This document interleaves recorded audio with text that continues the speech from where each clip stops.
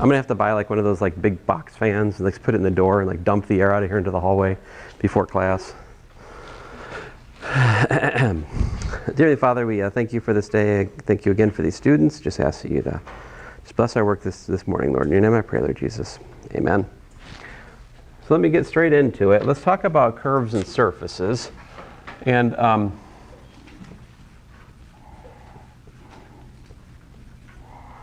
let me just start back in a simpler time and just remind you, in R2, we have, I already told you how to parametrize a line, right?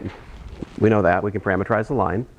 But if we have the equation, x minus h squared over a squared plus y minus y minus k squared over b squared equals to 1. You guys should recognize what this is. What is this? This, for a given h, k, a, and b, what are we looking at here? We're looking at an ellipse, right?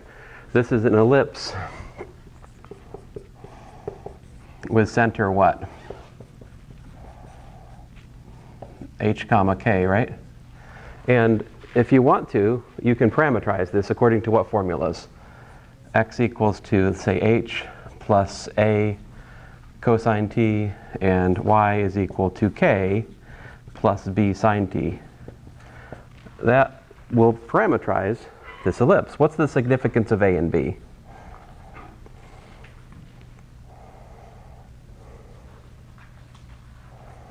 What do those tell you? They tell you how far you go plus or minus the center point in the horizontal or the vertical direction, respectively, right? So like we go to here over here and I don't know, there over there. That's like, h plus a comma k, and over here you've got like h minus a comma k. Now hopefully you did this stuff in calculus too, but you might be rusty, whatever. Just sharing it with you here now. So, and over here, and I mean I don't even know if we're gonna ever need this in this course, honestly, folks, but here it is. K plus, because we're really more interested in 3 dimensions on the geometry side, so it's probably more like the place where this idea interacts with 3 dimensions is probably going to be more where we're going to need to actually use this idea. But anyway, here's the ellipse. Now, of course, what happens when a and b are equal? A and b are equal, we get a circle, right? Now, this has this is a parametrized curve, which means it has a sense of orientation, right? This is a so-called counterclockwise oriented curve because if you study t increasing, like this is t equals to 0, right? Up here would be t equals to pi over 2, yeah? And as t increases, we're going that way, right? And there used to be these things called clocks. You used to be able to find them on walls, and they told you what time it was. And there was this thing called a hand, and it swept around in a clockwise fashion, which is the opposite direction to this, right? So this is so-called counterclockwise oriented curve, CCW. Sadly, I must shut this door, which truly does, yes, thank you. And it's truly sad because now we're really going to bake in here. So this is an ellipse. Well, it's more of like a lumpy egg maybe, but in principle, this would be a beautiful ellipse. The other kind of curve we can talk about is a hyperbola, right? And hyperbolas either come in the shape like, x minus h squared over a squared minus y minus k squared over b squared equals to 1. Well, it could be plus or minus 1 here. Let's just say that, just to keep it simple. All right. Depending on whether you're plus or minus 1, you'll either open horizontally or vertically. All right. Let me just give you token examples. So if I had like, x squared minus y squared equals to 1, that's one standard example. On the other hand, y squared minus x squared equals to 1. That's another standard example of a hyperbola. I would call these the unit hyperbolas, or hyperbolae.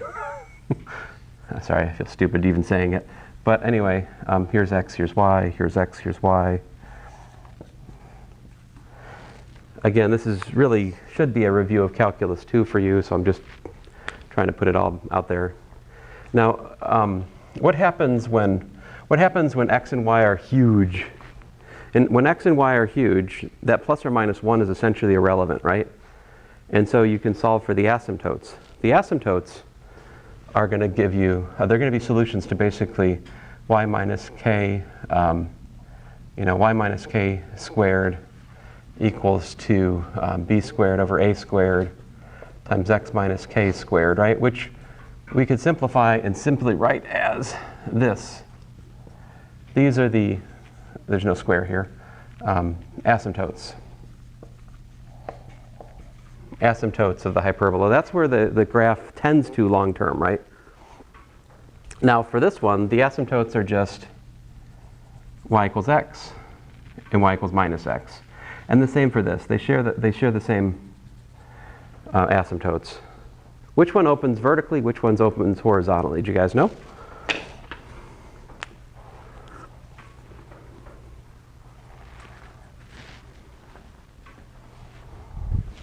So what I do is I just put in x equals to 0. If I put in x equal to 0 into the first one, what happens? I get minus y squared equals to 1. Can you solve that? Can you solve y squared equals to minus 1? It's impossible, right? You cannot get a positive, you can't get a squared real number equal to a negative number. So there's no solution for x equals to 0, which means this graph of the curve we're looking at doesn't cross the y-axis, which means this is a horizontally opening hyperbola. So it looks something like this. Now, and conversely, if I put y equals to 0, I get no solution in the lower one. So that's vertically opening, like that. And the vertices of the hyperbola are like these turning points here, I think. You can also talk about the focal point, but that's another story altogether. We don't really need to get into all that. Example 2 and example 3, these are examples of level curves, right? Is a level curve oriented? Like here, up here, this would have been a level curve. The top equation describes a level curve in 2 dimensions. It's neither clockwise nor counterclockwise oriented, right? If I asked you, is this solution set, is it clockwise oriented or is it counterclockwise oriented? You should just look at me and go, no, whichever you want, right? It's just a set of points. These formulas, on the other hand, have a sense of increasing time. That gives a parametrization to the curve, a sense of direction, right? As it stands, these are not parametrized. If I would like to parametrize these and give them an orientation, I can do that, right? What are the parametric equations here? What I would do is I would put x equals to cos t and y equals to sinh t, all right? That would be a parametrization for example 2. On the other hand, for example 3, I would put x equals to sinh t, and I would put y equals to cos t. And why would I do both of these things? Both of these things I would do because I know that cos squared t, right, hyperbolic cosine squared t minus hyperbolic sine squared t is equal to 1. Show of hands, who has no idea what hyperbolic sine and cosine are? Yes. All right. Good. That's good. I asked because I didn't learn in the calculus sequence what hyperbolic sine and cosine are, but we typically cover them in Liberty, right? So good. I discovered these things in special relativity personally. And basically I went up to the professor after class. I'm like, why do you keep writing an H on the sine and cosine? And he was like, oh, they didn't teach you cos and sinh in calculus? And me and Paul were like, no. And his face it was just sadness. It was just, because he's a special relativity teacher. He doesn't want to be giving a mini lecture on what is hyperbolic sine and cosine, right? But in special relativity, these things play a special role. T is called the rapidity and things like that. But anyway, with this said, the key thing about cos is it's greater than or equal to 1, right? Cos is necessarily positive. It's never 0. And that gives a dead giveaway as to what we're actually parametrizing here. You see, x equals cos t, that's actually Not both branches, that's this branch. See that? That's this branch. That's what these are. And it's upward oriented, right? Because sinh is always increasing. As t increases, the derivative of sinh is cos, which is always positive, which means it's always increasing. So that is an upward oriented curve. It goes like that. This guy, y is cos, which means you're on the upper branch right here, right? And it's going this way because, again, sinh is always increasing, dx dt is always positive. It's a right moving curve. All right? If you wanted to parameterize the other branches, what would you do? Take the plus cos and switch it to a negative cos, then you have the other branches. All right. So in the world of curves, we can either talk about a level curve, right, which is like a solution set to a Cartesian equation, or we can talk about parametrized curve, two equations, one for x and y.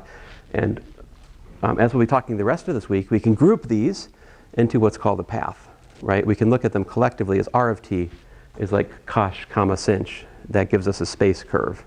Thinking about them jointly, it gives us a path, and we can study the calculus of paths as we will starting tomorrow. But I need to finish talking about geometry today, so let's go on here. So how about level surfaces? Level surfaces, let's talk about that. But first of all, we should talk about like the most important level surface, right? You guys like football, right? No? I'm in calculus. You're in calculus. You're in calculus?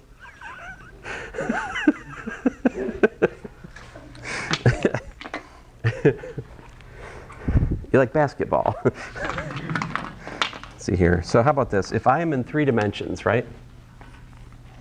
And I have this point, let's say r naught, right? And I want to describe the locus of all points, the collection of all points, which are the same distance from that center point, right? Like, that's a what? That's a sphere, right? So if I take another point on that, an arbitrary, so this is the center of the sphere, right? R naught's the center of the sphere. If I take this to be a point on the sphere, right? Then like r minus r naught is what we would call a radial vector for the sphere.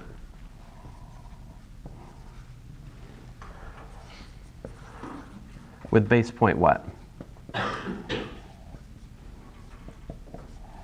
Base point r naught, right? If I was to picture it, r minus r naught would be, like this, right? Inside the sphere, pointing from the center out to there. Let me call this thing delta r, to give it a name. And you can see that works, right? R naught plus delta r gives us r. It's that vector addition tip to tail thing again, right?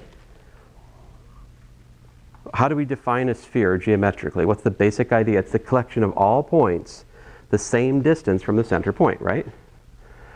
What would the vector equation of that be? Oh, no, vector equation. How would you write an equation in terms of the displacement from the center, namely delta r? What are we saying? The length of delta r is equal to what? A constant, right? But you're going to tell me we're about to derive, so that's good.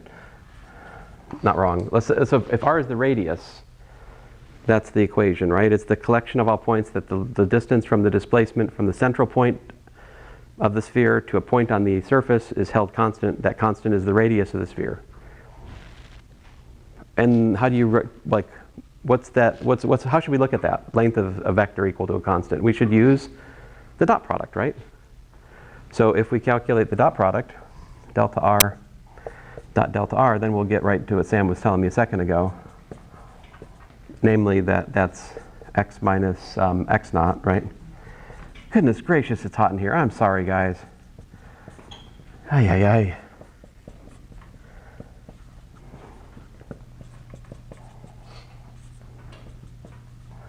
So lo and behold, here we go. X minus x naught squared plus y minus y naught squared plus z minus z naught squared equals to r squared.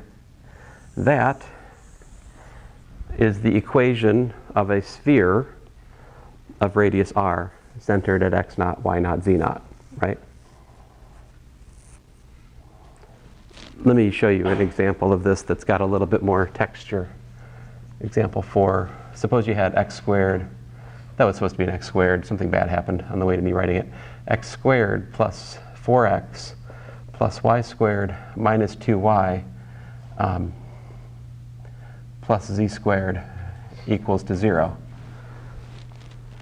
Classify this surface. What kind of surface are we looking at? All right.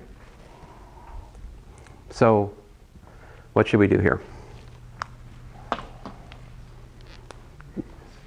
Yeah, we need to complete the square here in order to put it back into the standard form, right? So like we take these x squared, they take those two terms, put them together, you got like x plus 2 squared, right?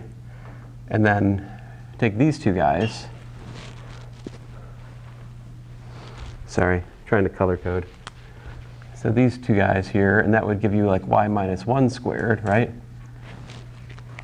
You got your plus z squared. And that equals what, to be fair? What did I just do? I added 4 for the blue term. I added 1 for the red term. So to be fair, if I'm adding it on one side, I have to add it on the other side, right? So that equals to 5, which is better understood as the square root of 5 squared, right? So what do we see? This, my friends, is a sphere centered where? Looks like minus 2, 1, 0, with radius what?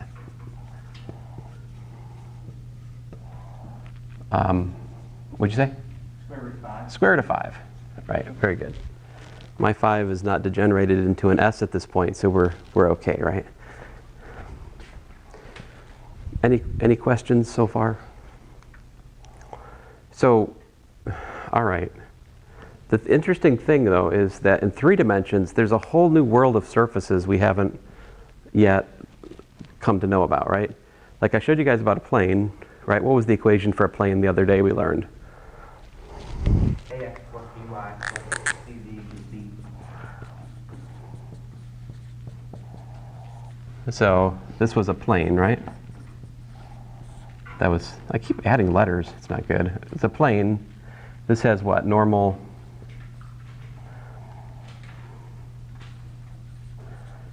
ABC, for example, right? That's a plane with normal ABC. We discussed that in detail the other class, right? The question, though, is, and so if C is not equal to 0, right? If C is not equal to 0, we could write this plane as a graph. What's a graph?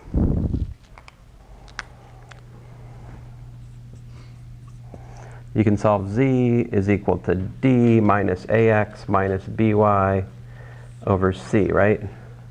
And you think of this as f of x comma y.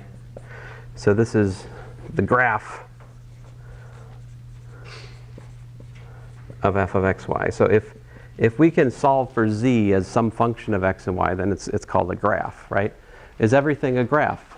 Is every surface in 3 dimensions a graph? What does it take for a surface to be a graph of a function of x and y? It's got to pass the so-called vertical line test. If you pass a vertical line test through the surface, if you just hit one point, then it's potentially possible to write up to the up to your algebraic prowess to write the surface you're looking at as a graph. How about that sphere in example 4? Is that a graph? Think about it. It's a sphere, right? So if you pass a vertical line through that, you're getting what? 2 points, right? The plus and the minus, above and below the center point. So example 4 would not be a graph. It is the union of 2 graphs, right? You could solve for Z in that equation. You'd get plus or minus a horrible square root. Yes, sir? Which axis would the vertical line be parallel with in like 3D space? So this, very good question. When I say vertical line in 3-dimensional space, without further clarification, I'm always talking about parallel to the z-axis. But you're right. Like, in principle, there's no difference between x, y, and z in 3 dimensions, symmetrically speaking. So we could also talk about a graph of a function with respect to, say, solving for x. We could solve for x as a function of y and z. Then, to judge whether or not that's a graph, we'd have to be looking In the direction of up, we would think of as being the x direction. If we can pierce the surface with just a single point for each line which is parallel to the x-axis, that would make it a graph in that sense. And you could also think about piercing the surface with respect to the y direction with a single point. That would make it a graph. There's three different kinds of graph, either a function of xy, a function of yz, or a function of zx. We usually just talk about this, but really it's just a convention, honestly. And honestly, that convention is really not what we're after. What we're more interested in is how to parametrize a surface. All right? So how would we parametrize a surface? Well, let me hold on to that question and come back and answer to it later in this section, because I want to, instead of talking about how to parametrize each of these surfaces, I just want to make us aware of what's out there and give you some tools on how to visualize it, okay? So like, another example.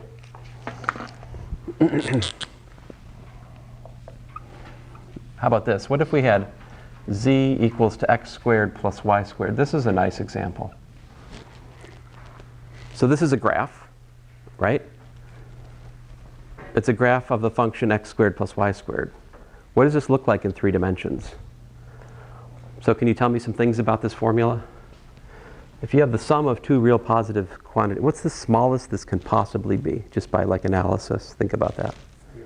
0, right? So this is non-negative. It's greater than or equal to 0. What does that mean geometrically about this surface if we picture it in the xy plane?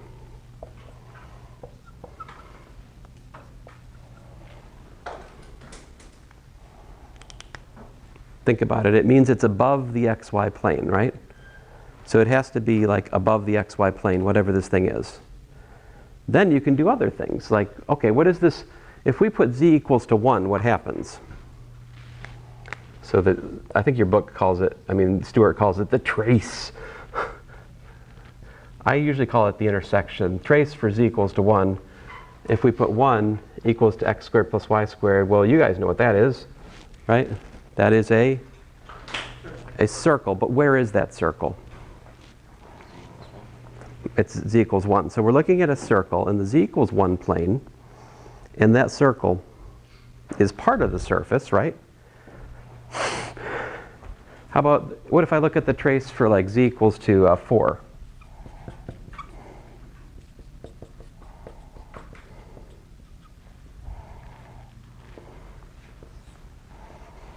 That's also a circle, right? Radius 2. So if you look at it, when we're at 1, 2, 3, 4. So up here at z equals to 4, we've got a circle of radius 2, right? Down here at z equals to 1, we've got a circle of radius 1, right? And if you start studying the trace, at each slice, at each z equals to a constant, which is a horizontal slice, you're intersecting with the surface along a circle, right? And you can imagine start stacking these circles, right? Like gluing them together, and it's going to be something like this, right? Roughly speaking. Right? So if I was better, I would, maybe do some more like these, and like.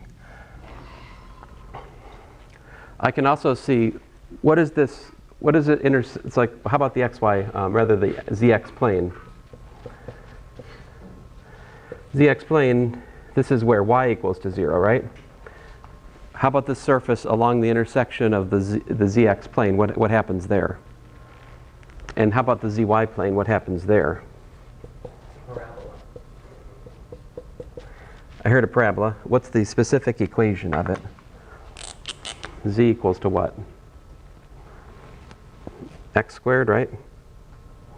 And down here we've got z equals to x equal to 0, right? So put it into there, we get z equal to y squared. So like you guys just told me, it's a parabola. And if I was very foolish, I could try to graph those in here. It's kind of like this one, and maybe back here. And the side parabola in the y-axis, maybe it's like this guy and that guy, roughly speaking. They're a pair of parabolas which ride the surface. They meet in a cross at the base, at the vertex of it. So that's this one. So my point to you is if you're faced with an equation in 3 dimensions, you can pick it apart, you can unravel it piece by piece by looking strategically at slices of like z equals to a constant. You can see what happens at each constant z, and then you can also look at what happens when it interacts with the coordinate axes. And by studying those 2 things, you can get a pretty decent picture of it without ever opening Mathematica, right? Which is important because there's no Mathematica on our tests, right? So you're like, that's probably for the best, right? Would you like it if half of the test was like Mathematica based in a computer lab under time pressure? You would. Oh, okay, good. I had tests like that in linear algebra. I did not enjoy them. It wasn't with Mathematica, it was with whatever it was. I don't know, who cares? Example 6. No one cares. Example 6. How about this? What if we're up against x squared plus y squared minus z squared equals to 1? What is this surface? Oh, I forgot. I said all of this. I didn't give it a name, right? Its name is Bob. No, I'm sorry. This is a stupid joke. This is a paraboloid, right? This is a paraboloid because it's like a parabola. By the way, without me going through and writing any more down, what would happen, guys? You tell me, if I made this slight modification of this example. What if I divided this by like 4? What would that do to all this? It would smush it in a certain direction, right? It would change my circles to ellipses. Then this would be what's called a elliptical paraboloid. Right? And you can also play a game where instead of having x squared or y squared, you got like x minus 1 squared. What would that do? That would recenter it at like 1, 0, 0, rather than where it is. Right? So the same like xh, like the hk thing I did at the start of class, you can still do with these, but I am not going to do it in the interest of not losing you. But we can shift these around. And also, I should mention, what else could you do? Like, what if I was to tell you, all right, hey, before we do this, that one's tricky. What if I was to tell you y is equal to x squared plus z squared? What would that be?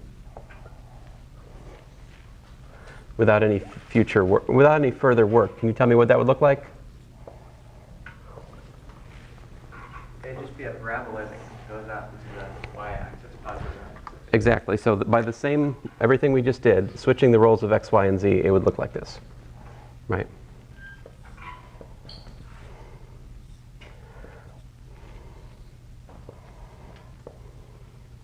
Something like that. And I just draw lines on it to like try to give you a better sense of, like perspective. But these pictures only go so far, right? All right, example 7 then. Oh, yeah, it's hot in here. Example 7. What did I have written? I'm x squared plus y squared minus z squared equals to 1. Is that right? Correct? Now this one, check this out. If I put z equals to z naught, like let's look at think about fixing z, all right? If we fix z, we'll look at a horizontal slice of it. Let's be lazier. Let's try to think about many slices at once rather than doing numbers, okay? If I do that, what do I have? I have x squared plus y squared is equal to 1 plus z naught squared, right? And this, my friends, is greater than or equal to 1, right? So the intersection of this surface, whatever it is, it's a circle of radius what?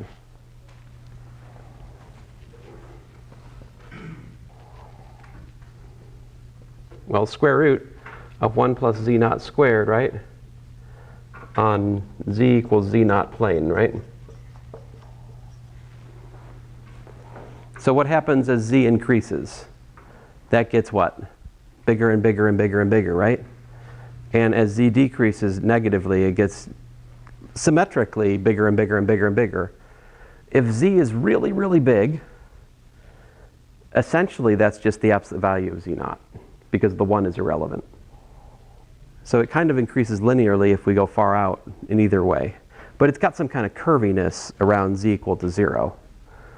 So what does that look like? Put that all together.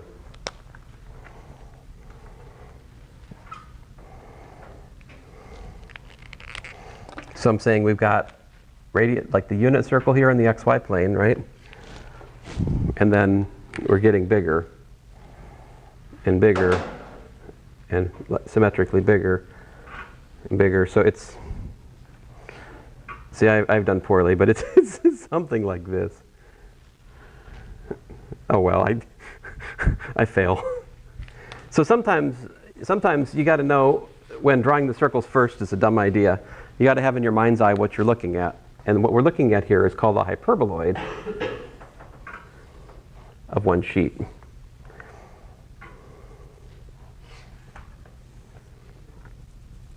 So this right here is the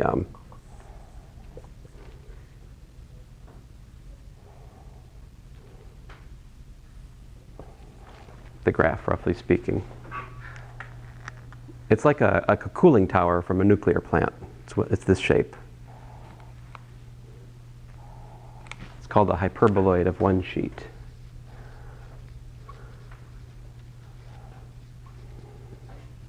Do you see why it's called one sheet? Because you could take one sheet of material and kind of fashion it into this if you were like really good at fashioning things, right? Now, if I was to study the traces of this, if I was to study the intersection of this with the xz or the xy plane, what would happen?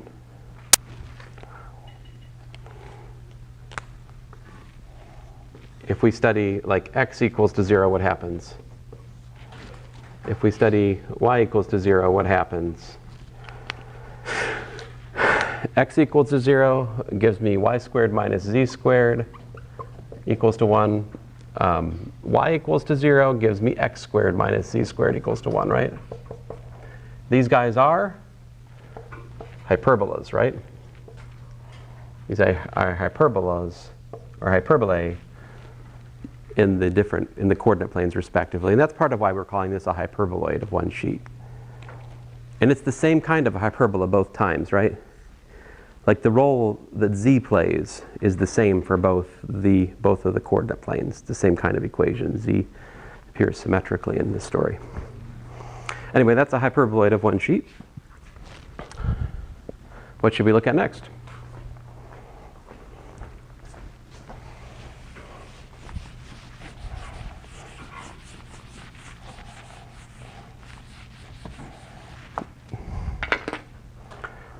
Oh. Man, this classroom is sapping my energy. Example, what am I on? I can't read. 8, thank you. Example 8, if we have x squared minus y squared minus z squared equals to 1, very similar looking equation, very different story though. See, if we fix z equals to z naught, what happens now? We get x squared minus y squared minus z naught squared equals to 1, right? And that gives me x squared minus y squared equals to, man, oh, I don't think this is what I want to do.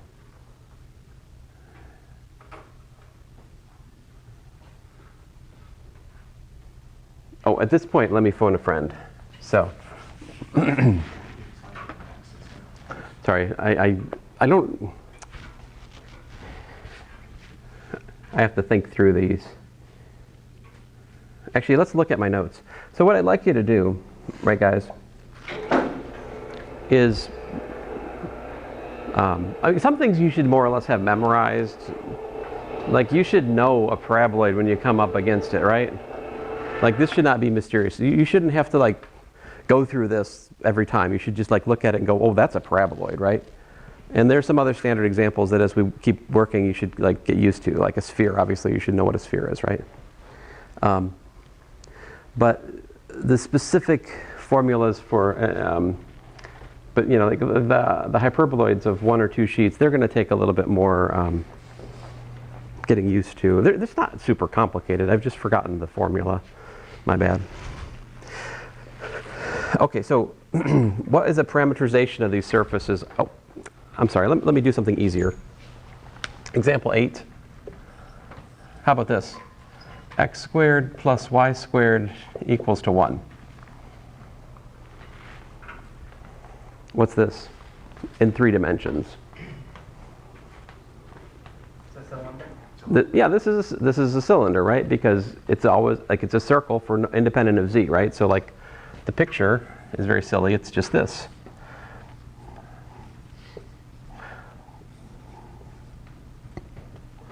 Well, I tried. I mean, it should be. I mean, in principle, it should be dotted inside the thing, right? Well, I'll get it eventually. Cylinder, and of course, I draw it like this, but it goes on and on, right? This is a so-called right circular cylinder. Now, how would you parametrize a right circular cylinder? Let me write the formulas down for you. So the parametrization of this might look something like the following. R of, let's say, z comma theta equals to. So what I do is I use a combination of the stuff I started lecture with and some geometric intuition.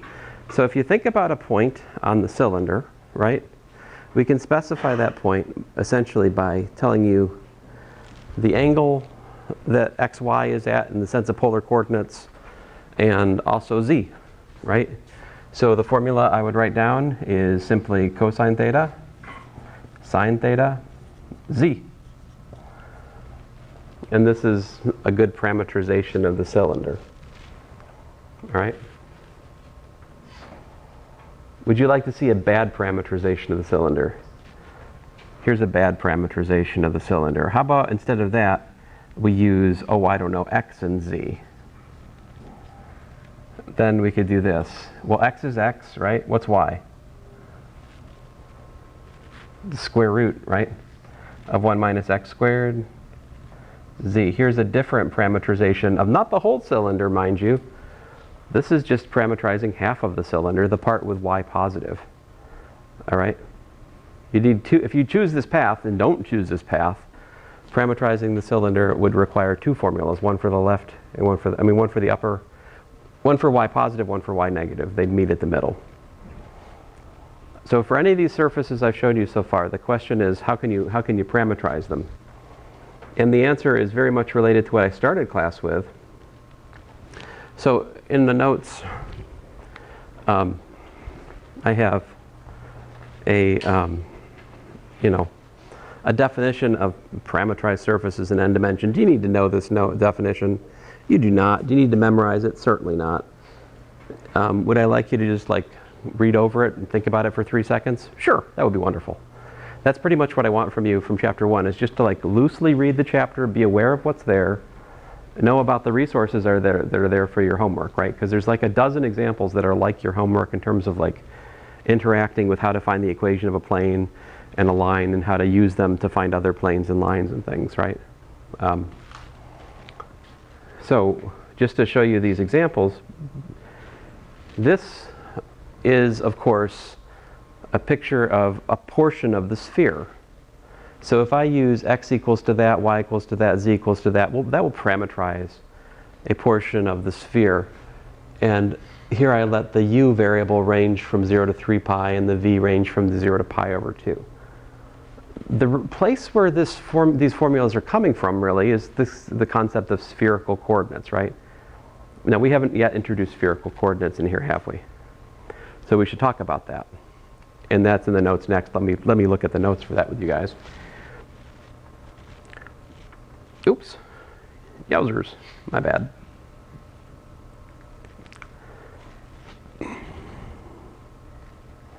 So I chose to start with the, parametrization of surfaces as just as a starting a starting point. So here are the parametric equations for half of a cylinder. In this case, I made us go have these by limiting the domain of the angle from 0 to pi. By limiting the angle from 0 to pi, I go just the halfway. Over there, if in my example 8, if I had let theta just go from 0 to pi rather than all the way around, and you'd be like, well, you didn't tell me where theta went. That's right. So if that was a homework problem and I said, state the domain for your parametrization, you should have taken points off my work, right? Because the parametrization is ambiguous until you state the range of the parametrization, like the over where the parameters can range, all right?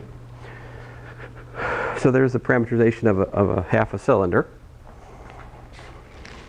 And so what I show you in here is there's another half of a cylinder. And then here's how you parametrize. Well, this is a hyperbolate of 2 sheets, which I haven't yet found the XYZ equations for you guys today, right? I forgot how to do it, my bad. But here's how you could parametrize a hyperbolate of 2 sheets. You'd use a sneaky combination of cosine, sine, sinh, and cosh, all right? And we will talk more about this when we come back to it, but I just want to, I'm trying to just make you aware of the landscape and how we can do things. This is a hyperbolate of 1 sheet, and here's a parametrization of, this is a different hyperbolate of 1 sheet than the one we looked at. Notice it's x squared minus y squared plus z squared equals to r squared. We had it where the minus was just on the z squared a second ago, right? So this is a different, it's pointed in a different direction, if you will. All right, so finally, here's what I probably should have just started with this, guys, but anyway, here it is. So this is a plane, right? Let me make this proper show and tell time. There you go. So a plane, oh man, that double scrolling, it is the bane of my stupid double scrolling. Hello, come back to me, computer. Am I locked up now? All right. Here we go. Sorry, guys. So here is, a plane as it, so the way the graphing software I'm using, it cuts the graphs off on a cube. So if you take a plane and you cut it off on a cube, you get something that looks like that. It's kind of neat. Man, this one right here, this is a trefoil knot, I think. It's a surface with 4 holes. Well, yeah, 1, 2, 3, 4 holes. I don't remember what the equation of this is, but it's something relatively simple involving like squares and cubes of Cartesian coordinates, if I remember right. This is called an ellipsoid if A and B and C are non-zero. It could, not 1. If they're different values, it could be an ellipsoid. If they're all equal, you get a sphere, like we talked about geometrically here.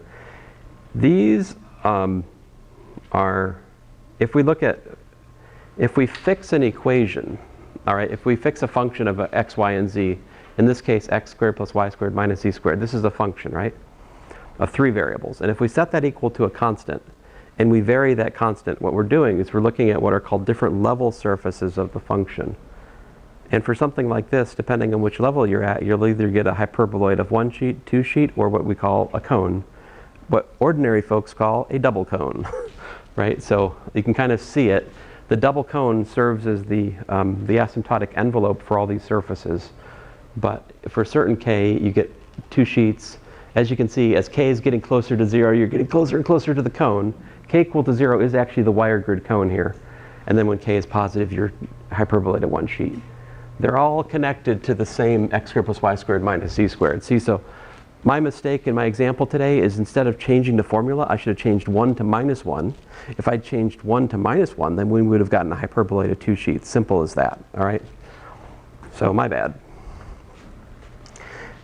And generically speaking, if you look at something like ax squared plus by squared plus cz plus dz, dxy plus exz plus fyz plus gx plus hy plus iz, you look at all of that, and you set it equal to a constant.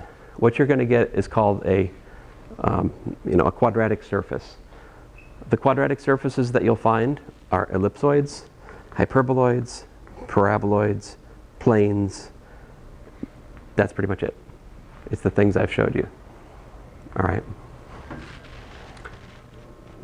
Now, so here's an elliptic paraboloid, a picture of it. Here's a hyperbolic paraboloid. I don't think I graphed one of those today. The simplest hyperbolic paraboloid that we typically run into in examples from homework will be like z equals xy. All right. Now listen, guys, I'm trying to seed your intuition. We're actually not, I don't think you actually have a lot of homework problems on these just yet. This is really more for later. Like the rest of this week, we're going to be doing paths. But I need to start this discussion with you. And I think it's better for you to have a little bit of daylight between when you first see about this and when you're actually asked to do problems. So